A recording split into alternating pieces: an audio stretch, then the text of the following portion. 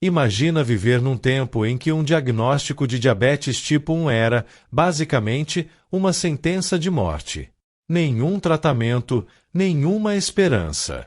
Agora pensa, e se eu te disser que a descoberta da insulina começou num quarto cheio de cães, seringas e pura teimosia científica? Tudo começou no início do século XX. Médicos já sabiam que o pâncreas tinha alguma ligação com o diabetes, mas ninguém entendia o porquê.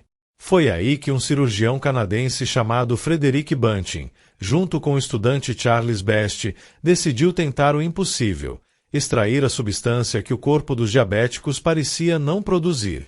Em 1921, na Universidade de Toronto, eles começaram seus experimentos em cães. Eles ligavam o ducto pancreático dos animais para tentar isolar o que mais tarde seria chamado de insulina. O objetivo? Impedir que as enzimas digestivas destruíssem a substância misteriosa. Depois de várias tentativas, erros e noites em claro, eles conseguiram algo incrível. Um extrato que, ao ser injetado em um cão diabético, reduzia os níveis de açúcar no sangue.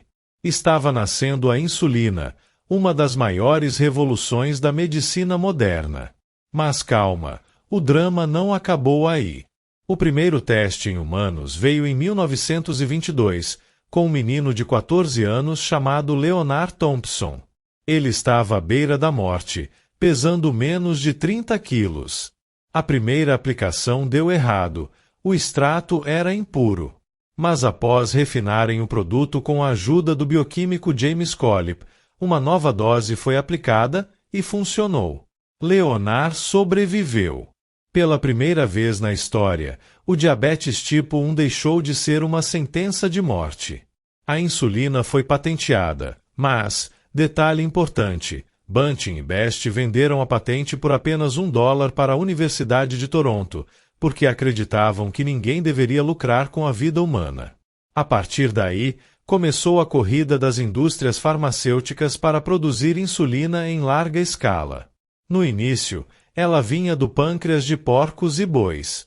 Só décadas depois, com a biotecnologia, conseguimos criar insulina humana sintética, idêntica à natural, usando bactérias geneticamente modificadas.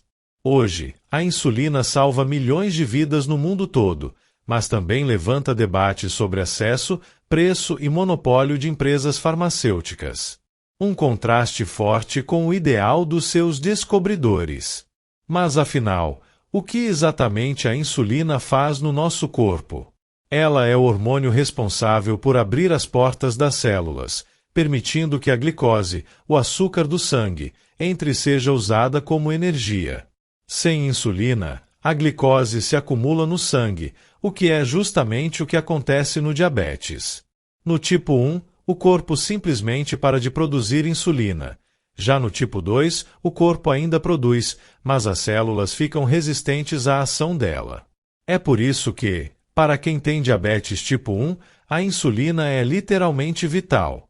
Ela regula os níveis de açúcar, evita crises e mantém o corpo funcionando.